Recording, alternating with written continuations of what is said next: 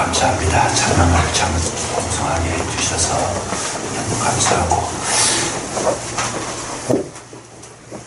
찬양하는 그 모습과 그 상태가 곧 내 영혼의 상태입니다.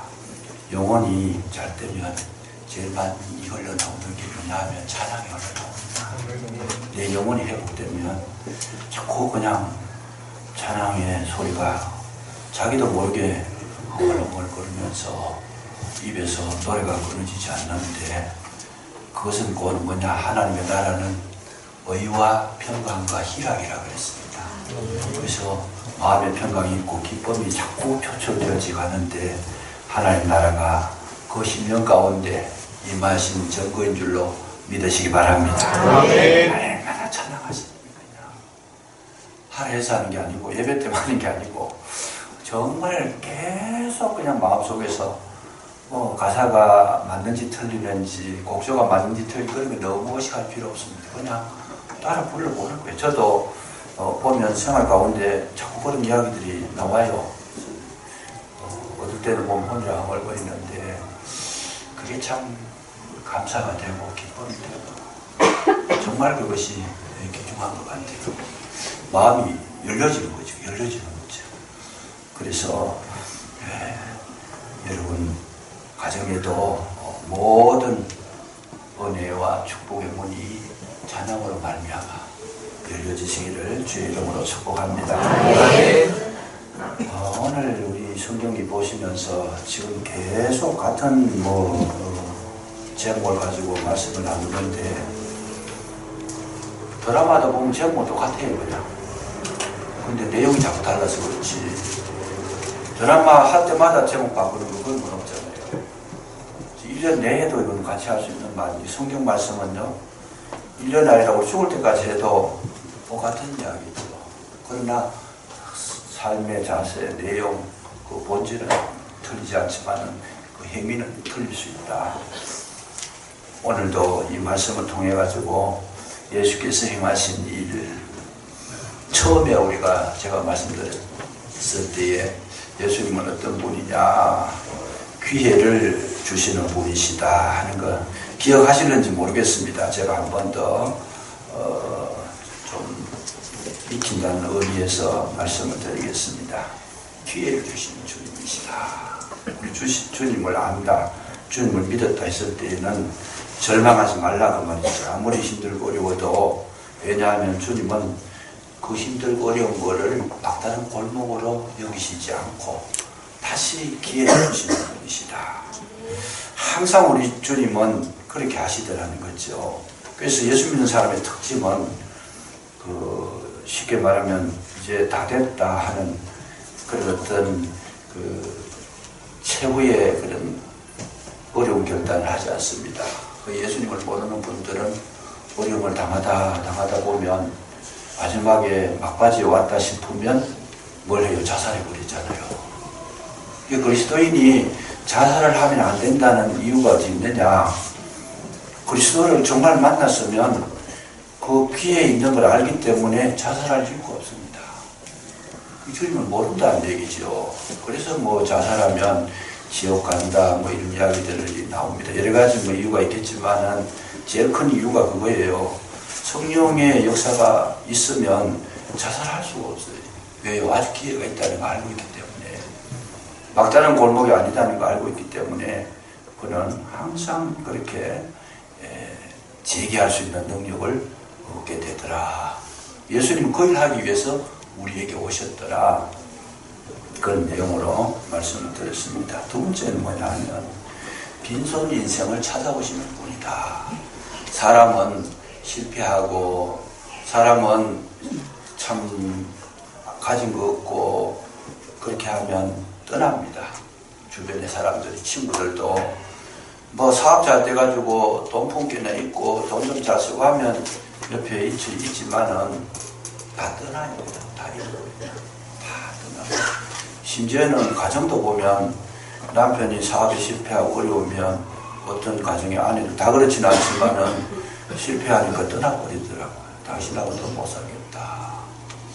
그런데 우리 주님은 오히려 실패한 심령, 실패한 그 가정에 찾아오시는 것이다. 그러니까 우리가 예수님을 제대로 알면 이 세상에서 어떤 풍파가 일어도 거기에 대해서 놀라지 않을 수 있는 그런 힘을 받게 됐죠. 주님은 빈손 인생을 오히려 찾아오시더라. 내가 실패했을 때, 내가 참 이 땅에서 무엇을 하다가 막바지에 이르렀을 때 그때 주님이 찾아오셔서 쓰임을 주시더라. 그래서 은혜 받은 분들의 간증을 가만히 들어보면 잘 될 때 은혜 받았다는 분이 별로 없어요. 보면 정말 위험한 고비 속에서 사경을 헤맬 때, 절벽 같은 그런 문제를 만났을 때, 길이 끊어졌을 때, 이제 정말 다 잃었을 때, 그때에 내가 주님을 만났다, 그렇게 간증하는 분이 거의 99%입니다. 왜요? 그때 주님이 더 깊이 찾아오시고 더 세밀하게 말씀해 주시고 더 가까이 오셔서 은혜를 베풀어 주시는 분이시다 하는 것을 보여주신 증거입니다. 그래서 우리는 너무 그렇게 인생에 실패했다고 해가지고 그것 때문에 낙심할 필요가 없다. 그때가 오히려 기회다는 거죠. 무슨 기회요? 주님을 만날 수 있는 새로운 기회가 왔다. 그래서 우리는 위기는 기회라는 거죠. 항상 우리는 약해질 이유가 없는 것이다. 그게 예수님 하시는 일이다. 오늘 우리가 생각해 보려고 하는 것은 예수님은 어떤 분이냐? 예수님은 용서의 주인공으로 오셨더라. 용서하시는 분으로 오셨더라 하는 것을 한번 살펴보려고 합니다. 만약에 베드로가 지금 주님이 찾아오셨는데 베드로가 주님이 다시 오시지 않았더라면 그 베드로라고 하는 존재는 없어집니다. 3년 동안 예수님을 찾아다니다가 마지막에 예수를 부인하고 저주하고 욕하고 도망가 버렸는데 만약에 그때 주님이 찾아오셨지 않았더라면 또 주님께서 그 잘못을 용서해 주시지 않았더라면 베드로라는 존재는 존재하지 않습니다. 그래서 오늘 우리에서 이 기독교는 뭐냐? 예수님은 어떤 일을 행하시느냐? 지금도 주님을 내가 영접했다. 그러면 주님을 영접했는 증거가 뭐냐 하면 그 예수님의 십자가, 예수님의 그 용서를 내가 그 DNA를 받았다. 그렇게 볼 수 있다는 거죠. 내가 아직 다른 사람을 용서하지 못했다. 그랬을 때 예수님의 마인드를 아주 받지 못한 거죠. 그래서 가지가 포도나무에 붙어 있다라는 말은 예수님의 그 DNA, 생명, 그 공급되는 그 모든 그런 어떤 마인드를 그대로 받아서 가지가 열매를 맺는 것이 그게 포도나무 가지의 비유잖아요. 그런데 만약에 우리가 용서를 못했다면 안 한다면 예수님과 그 가지가 어떻게 돼요? 끊어진 것이다. 끊어진 것이다. 그래서 우리가 성경을 읽을 때 뭐 가지가 붙어있지 아니하면 그 뭔가 붙어있지 않은 것이 뭐겠어요? 용서하지 않는 것이 붙어있지 않은 거라는 거죠. 그리고 그리스도인이 용서를 모른다면 예수님을 모르는 것이고 그리스도인이 용서를 모른다면 십자가의 은혜를 모르는 겁니다. 지금 그건 가지가 붙어있는 게 아니고 떨어져 있더라. 그러니까 거기에 열매가 없어요. 거기에는 기대할 것도 없고 거기에는 축복도 없고 거기에는 아무런 흔적이 없습니다. 우리가 붙어있다는 것은 예수님의 DNA를 그대로 받았다는 거죠. 받아서 예수님이 용서하신 것처럼 나도 용서해 주는 것이 붙어있는 증거다. 예수님은 얼마나 용서하셨느냐? 베드로가 물을 때 7번까지 용서해 주겠습니까? 줘야 되겠습니까? 아니다. 7번에 70번이라도 해라. 제가 과거에 이 성경을 깊이 몰랐을 때 저는 성격이 좀 곧아가지고 제일 많이 용서한 것이 3번을 정했습니다. 3세판이라 그래. 동양 사람들은 이 3자를 좋아해가지고 3세판이다 그냥. 그래서 저는 누가 잘못해도 3번까지는 뭐 그냥 그럭저럭 지내고 이해도 하고 그렇게 좀 용서하기도 하고 했는데 3번 딱 지나가고 나면 생각이 달라지는 거죠. 저 사람은 사람 안 된다. 내 속으로.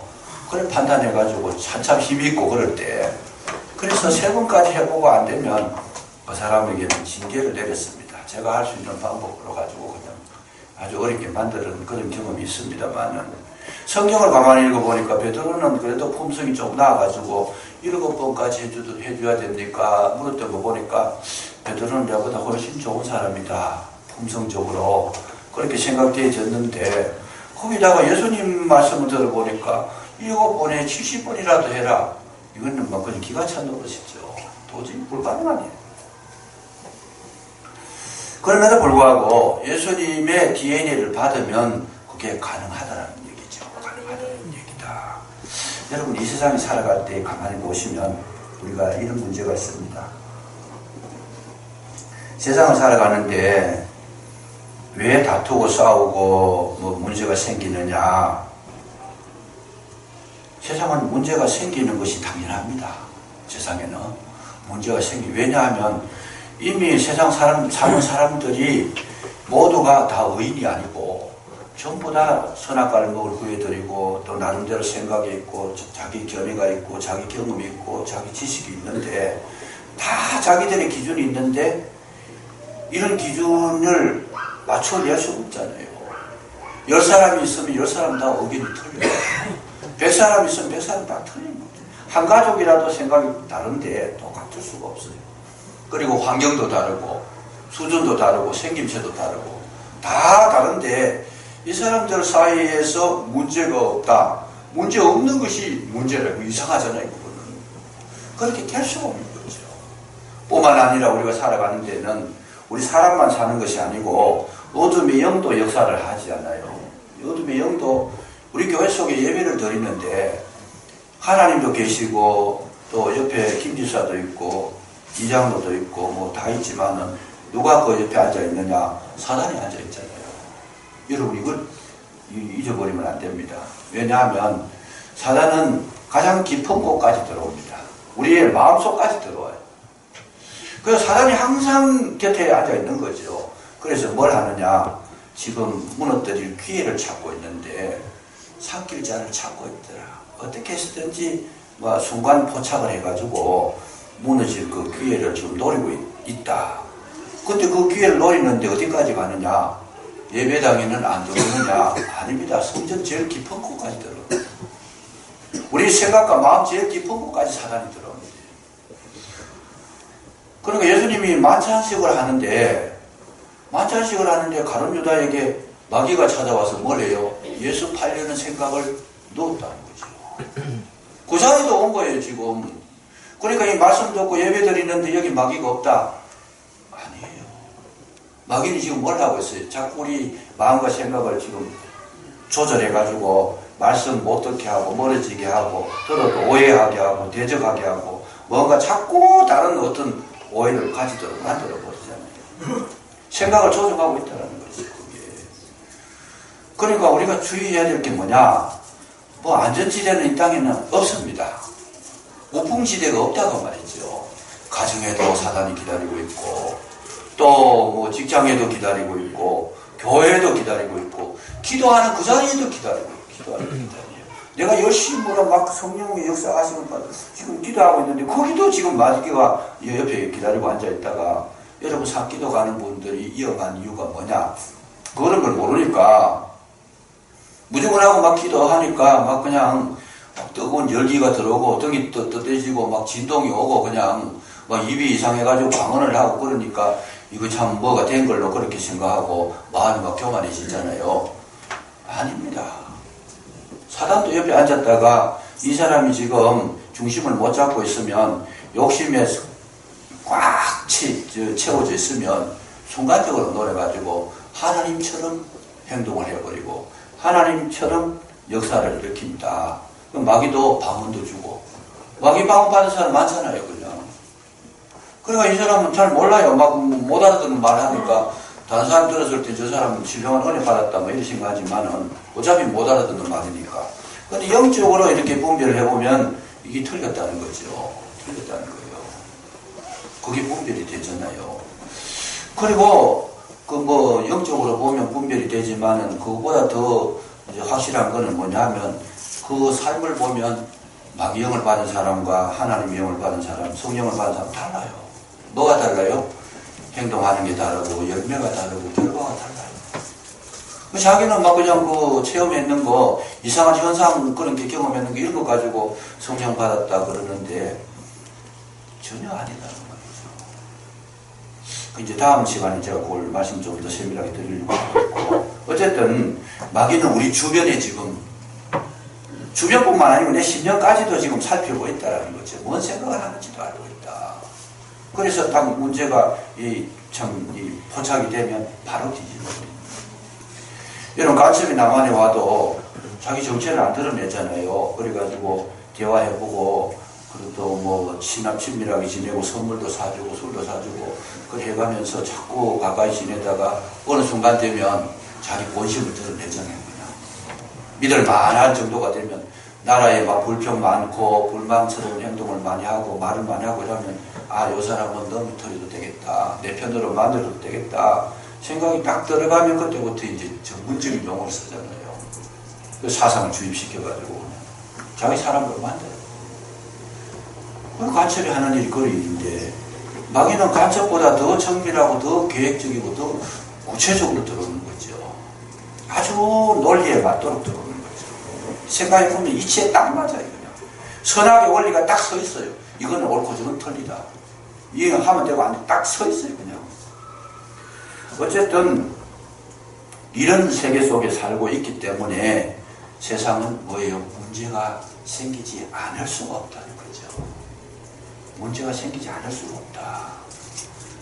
그 예를 들어가 뭐 어디 가서 은혜 충만하게 받아왔는데 마귀가 집에 오면 기다리고 앉아있잖아요.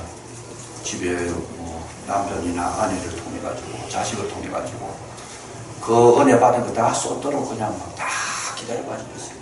마귀도 사람을 이용하잖아요. 그러니까 자기 사람을 이용해 가지고 막 문제 일으키고 막 그냥 사건을 일으키고 그냥 그 은혜 받은 거 그냥 구방어가 다 쏟아버리고 그냥 절대로 은혜 받는 걸 그냥 놔두는 심성이 고약해가지고 은혜 받은 것을 보면 놔둘 수가 없어요. 눈꼴이 사나워서 그냥 마귀가 하는 일이 그런 거잖아요. 그러니까 문제가 없는 세상은 있을 수가 없는 거예요. 교회든 가정이든 국가든 어떤 사회 공공단체든 어디에든지 가면 문제가 있다는 거죠. 문제가 없어라 하는 말하는 자체가 틀린 거죠. 그건 마치 뭐와 같으냐 하면 바다 보고 풍랑이 없어라 그 말하고 똑같아요. 바다가 있는데 바다가 풍랑이 없는 바다가 있을 수가 없잖아요. 풍랑은 없어라 그 말하는 자체가 지금 뭔가 잘못한 말이죠. 바다는 반드시 풍랑이 있게 마련이고 우리가 사는 사회에는 반드시 문제가 생기게 마련이에요. 우리가 사는 가정에도 반드시 문제가 일어날 수밖에 없어요. 그냥 중요한 것은 뭐냐, 우리가 기도할 때도 하나님 문제가 없으면 좋겠습니다 이게 아니고 우리의 기도는 어떻게 기도해야 돼요? 문제가 일어나는 것을 방어할 수가 있습니다. 문제는 일어나요. 그런데 뭘 기도해야 되느냐, 문제를 이길 힘을 주시옵소서. 기도하시면 성령께서 함께 하실 줄로 믿습니다. 문제보다도 더 중요한 것은 뭐냐, 문제를 해결하는 방법이에요. 사건보다 더 중요한 것은 그 사건을 처리하는 어떤 마인드, 그런 자세, 어떤 길, 그런 게 더 중요하다. 똑같은 문제라도 해결만 잘하면 그 문제가 오히려 축복이 될 수 있습니다. 문제가 일어나 똑같은 문제라도 그 문제를 자기가 잘 소화시키면 그 문제 때문에 훨씬 더 아름답고 유익한 삶으로 이어질 수 있더라고 말이죠. 독사의 독이 우리가 물리면 죽지만은 그 독사의 독을 잘 이렇게 연구해가지고 사용하시면 독사의 독이 죽은 사람을 살리는 약이 될 수 있다. 오늘 하나님께서는 우리에게 뭘 원하시느냐, 정말 하나님의 사람으로 능력을 주시는데 그 능력이 뭐냐, 문제를 이길 수 있는 능력인 줄로 믿으시기 바랍니다. 이 세상이 잠잠하지 않아요. 문제가 끊임없이 생기잖아요.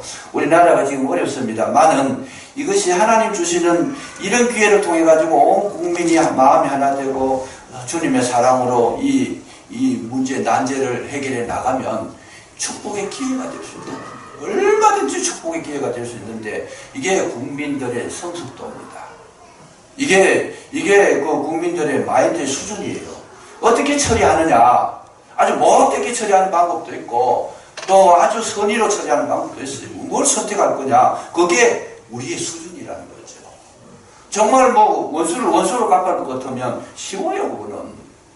잘못된 사람 죽이자. 간단하잖아요. 그거는 뭐 연구할 거 조사하고 계획할 필요도 없어요. 이건 죽이면 되잖아요. 근데 문제는 뭐냐. 원수를 갚으면 원수가 또 나를 원수로 삼잖아요. 해결이 안 된다는 거죠. 그래서 오늘 우리가 해야 될 것은 문제를 막으려고 하지 말고 문제를 해결하는 데에 내가 그 문제를 해결할 수 있는 아름다운 마인드를 가질 수 있도록. 그래서 하나님은 우리를 키우실 때 어떻게 키우시느냐 하면 문제를 통해서 우리를 키우시더라는 거죠. 문제를 통해서. 문제를 던져주시면서 그 문제를 이길 수 있는 그런 어떤 지혜도 우리가 구하고 또 문제를 이길 수 있는 그런 어떤 마인드, 성숙된 마음을 키우고 그 문제를 대할 때에 그 문제가 정말 그냥 우리에게 새로운 기회가 되도록 이렇게 나를 성숙시키기 위해서 주님은 문제를 어떨 때는 일부러 던져주실 때도 있더라고 말이죠. 우리 예방주사 맞잖아요. 예방주사 맞으면 그게 바로 그거죠. 이 백혈구를 통해 가지고 전쟁을 일으키는데 가짜 이 세균을 집어넣어가지고 훈련을 시키는 거예요. 이럴 때 병균이 들어올 때 어떻게 하냐, 어디에 모이냐, 어떤 작전을 쓰냐, 몸의 기능을 이렇게 훈련시켜가지고 진짜 세균이 들어왔을 때 그대로 그냥 배운 대로 그대로 적용을 하니까 세균이 못 이기더라. 그래서 하나님께서 우리에게 문제를 주실 때는 진짜 문제를 주시면서 너 죽으라고 문제 주시는 경우는 하나도 없습니다. 뭘 하기 위해서? 저와 여러분을 성숙되게 하기 위해서 던지는 문제인 줄로 믿으시기 바랍니다. 그 이상도 그 이하도 아니에요. 그래서 문제를 통해서 나를 만드시기 위해서 문제를 주시는 것이지 그 문제 때문에 멸망당해라, 너는 끝나라, 그런 뜻으로 주시는 문제는 한 문제도 없습니다. 그리고 다 문제를 풀 수 있어요. 다 문제를 풀 수 있는데 풀 수 있는 방법이 정말 하나님 주시는 방법으로 푸는데 하나님 주시는 방법이 뭐냐? 용서인 줄로 믿으시기 바랍니다. 다른 사람이 나를 이렇게 잘못했을 때 복수하는 것은 최고의 잘못된 방법이더라고요. 그거는 뭐 예수 안 믿어도 할 수 있는 방법이고 무지한 사람도 할 수 있는 방법.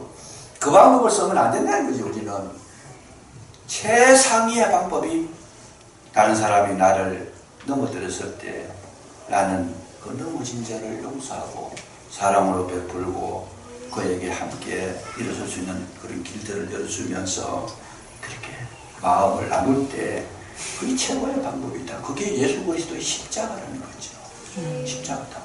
여러분, 십자가가 없으면 이 세상 사람은 멸망입니다. 모든 사람이 다 지옥 가야 되고 모든 사람이 죽어야 돼요. 근데 십자가는 뭐냐? 용서라는 거죠. 용서. 그 십자가의 용서가 있어가지고 우리 죽었던 사람들이 살아나고 망했던 사람이 일어서게 되고 상처받고 병든 사람이 회복이 되고 가난했던 사람이 부유하게 되더라. 그 예수님의 십자가의 능력이 그게 능력이더라고 말이죠. 그래서 예수님은 그렇게 이 땅에서 지금도 일하고 계시더라. 그래서 우리가 살아갈 때에 예수님은 뭘 일하고 계시느냐? 내 마음속에 용서의 영을 불어 넣어주시는 것이 누구의 일? 예수님의 일이다 그 말이죠. 네. 미워하는 건 누구의 일? 사단이 하는 일이다. 갈등을 일으키는 건 누가 하는 거예요? 이건 말할 것도 없어요. 사단이 주 안에서는 한 몸이고 막힌 담을 걸어주시고 끊어진 길도 이어주시는 거, 이 화목해 하는 것이 성령의 역사인데 이걸 반대로 한다면 이거는 뭐 영안을 열고 뭐 닫고 이런 말 할 필요도 없어요. 그건 분명히 사단이 하는 짓이에요. 하나님의 세계는 갈라뜨리는 게 없어요. 거기에. 근데 자꾸 싸움을 일으키고 갈등 관계에 가게 하고 뭐 좀 이 사람 저 사람 막 분리를 시키고 이 교회 저 교회 막 분리시키고 하나님과 사람 사이에 이간질 시키고 사단이 하는 방법이 뭐겠어요? 최고 좋은 방법은 하나님과 사람 사이를 나누는데 제일 좋은 방법은 사람이 죄짓게 하잖아요. 하나님께서 범죄한 자는 하나님 기뻐하시지 않으니까 사람들은 자꾸 죄를 짓게 해가지고 하나님과 멀어지냐. 그게 사단의 방법. 어쨌든 우리가 간단합니다. 하나 되게 하는 것, 한 몸 이루는 것. 그래서 에베소 교회를 편지 쓸 때는 주도 하나요, 하나님도 하나요, 성령도 하나요, 몸도 하나요, 교회도 하나요. 모든 것이 하나라는 말을 계속 쓰는 누구의 역사냐? 성령의 역사인 줄로 믿으시기 바랍니다. 그래서 가정생활할 때 간단해요. 자꾸 불안을 일으키고 어두운 이야기하고 부정적인 이야기하고 문제성 있는 발언하면 이거는 성령의 역사, 영에서 나온 이야기 아니라는 거예요. 벌써 분별하기가 굉장히 쉽잖아요. 그러나 한 마음 가지게 하고 한 뜻을 가지게 하고 서로 도와주게 하고 부족을 채워주고 사람마다 다 연약한 게 있잖아요. 다 완벽한 사람은 이 세상에 한 사람도 없어요. 그 연약한 부분을 성령의 사람은 그 부분을 내가 채우는 거죠. 교회도 그래요. 교회도 완전한 교회가 없잖아요. 다 부족한 것이 많아요. 그랬을 때에 그 부족을 내가 채우겠다. 오늘 지금 시간 후에도 어떤 가정이 찾아오셔가지고 교회를 걱정하시면서 그래 이런저런 의견을 내놓고 또 거기에 필요한 이 물질을 주시고 가시는데 내가 막 감동되는 거죠. 이런 분들이 계시니까 교회가 살아나. 너무 감사합니다. 그래서 지혜를 짜내고 어떻게 하면 그런 좋은 행사들을 아름답게 열매 맺게 할까 싶어가지고 이리저리 다니면서 그렇게 사람들에게 문의하고 길을 찾고 또 여기 필요한 돈을 또 제가 지금 마타가 있어요. 나중에 기회가 되면 제가 그거 내놔서 쓸 수 있도록 드릴 텐데 참 감사한 일이잖아요. 감동돼요. 분명히 그것은 누가 하는 일이냐? 성령이 하시는 일인 줄로 믿으시기 바랍니다. 근데 성령이 하시는 일을 따라가면 결국은 그 마지막에 열매가 뭐냐? 하나님 나라가 그 속에 임하더라는 거지. 하나님 나라가 임하더라. 이 땅에서도 하나님 나라가 임하지만은 영원한 세계로 이어지더라. 믿음이 뭐냐? 그게 믿음이잖아요. 성령 충만에게 방언한다고 성령 충만이냐? 물론 그것도 증거가 될 수 있어요. 있는데 방언 못하더라도 성령의 열매를 맺으면 더 큰 증거인 줄로 믿으시기 바랍니다. 방언 못하는 사람 많아요. 예수 잘 믿어도 뭐 방언 잘한다고 뭐 신앙생활 잘하느냐? 저도 방언을 굉장히 잘합니다만 저도 방언에는 제가 뭐 수십 년이 지났는데 그렇지만은 방언을 할 때 뭐 이걸 우월감을 가지고 내 신앙이 좋아서 이런 생각 해본 적이 한 번도 없습니다. 방언보다 더 중요한 거는 열매라는 거죠. 어쨌든 그래서 용서를 통해서 그런 어떤 마인드 하나 되게 하는 그런 마인드를 통해서 이 나라에 하나님 나라가 이루어지더라 하는 것 이것을 말씀해 주신 것이다. 그래서 주기도문에도 보면 일용할 양식을 우리에게 주시고 그리고 우리가 우리에게 잘못한 사람을 용서해 준 것 같이 우리 죄를 용서해 주옵소서. 주기도문에서 구하는 것 중에 첫 번째가 일용할 양식이고 두 번째가 용서입니다. 용서해 주옵소서. 일용할 양식은 우리의 육신을 살리는 것이라면 용서는 영혼을 살리는 것이다. 그래서 우리 영혼은 뭘 먹고 살아요? 하나님의 긍휼하게 여기시는 또 하나님 용서하시는 그 마음을 먹고 우리가 살아가는 우리 영혼이 그거 먹고 살아가는 거다. 그래서 십자가의 그 은혜를 이제 우리가 깨닫게 되고 용서의 은혜를 경험하게 되고 돌이키게 되고 그러면서 우리가 내 영이 생명을 얻게 되는 것이다. 그래서 주기도문에서 그걸 가장 영적으로 1번 순서에 내놓았더라. 그 말씀이죠. 그래서 우리가 살아가는데 어려움이 뭐냐? 결국은 문제는 용서가 없어서 문제가 생긴 거죠. 부부간이 살다가 이혼한다. 왜 이혼해요? 서로가 서로를 용서를 못해요. 삶 살아가다 보면 잘못할 수 있고 실수할 수 있는데 물론 뭐 거기에는 사연도 많아요. 사연도 많은데 뭐 용서가 아니더라도 뭐 헤어지는 경우도 있겠습니다만은 상대방의 잘못 때문에 뭐 이해가 안 돼가 참 헤어진다라면 비극이잖아요. 그래서 서로가 용서를 못 해주니까 그랬을 때 여러분 잘 생각해 보셔야 됩니다. 용서를 하지 않았을 때 제일 큰 피해자는 누가 피해자입니까? 내가 사람 용서하지 못했을 때 그 피해자가 내가 돼요. 다른 사람을 복수하고 죽이려고 그러면 내가 먼저 죽는 거예요. 내 마음이 지금 죽어야 된 거죠. 내가 완악해져야 돼. 다른 사람을 무너뜨리고 죽일 정도 되면 내가 그 사람보다 더 악해야지 가능하지. 저 사람보다 내가 마음이 착하면 못 죽이려고 그래요. 더 완악해지고, 더 지독해지고, 더 잔인해져야 사람을 죽일 수 있잖아요. 죽는 사람도 뭐 죽어서 안 됐지만 죽는 사람 이전에 자기가 죽은 거죠. 자기 영혼이 죽은 거예요. 그러니까 이런 사람들은 정말 이 땅에 살아도 산 목숨이 아니고 죽은 목숨이다.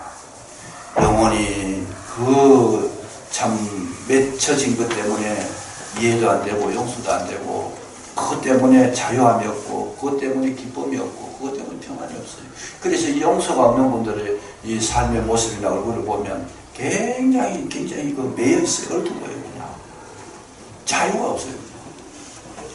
다 불편하고 어둡고 용서를 하게 되면 우리가 손해보는 것 그런 생각이 들어서 용서를 못하는데 실질적으로 보면요. 용서하지 못하면 얻는 것보다 잃는 게 훨씬 많습니다. 용서를 하시게 되면 잃는 것보다 얻는 것이 훨씬 많은 줄로 믿으시기 바랍니다. 손해보는 게 아니다. 용서하면 내가 뭐 못나서 내가 힘이 없어서 내가 부족해서 그런 게 아니고 내가 용서하게 되면 정말 잃는 거 하나라면 얻는 것은 10가지를 얻을 수 있다.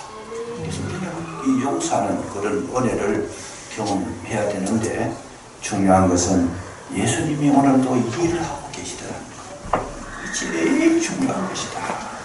그래서 기도를 해보고 말씀을 들어보면 우리의 마음을 그 말씀이 또 기도를 하면 그 기도가 뭘 해요?